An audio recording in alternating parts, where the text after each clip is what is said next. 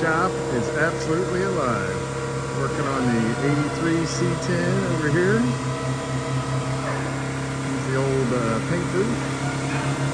Fellows are working on the dirt bike. It's a 1980 Suzuki PE400 crazy bike. And then my son is over here working on the 1980 XLT Ranger that we just picked up. This thing was a mess. Looking good now.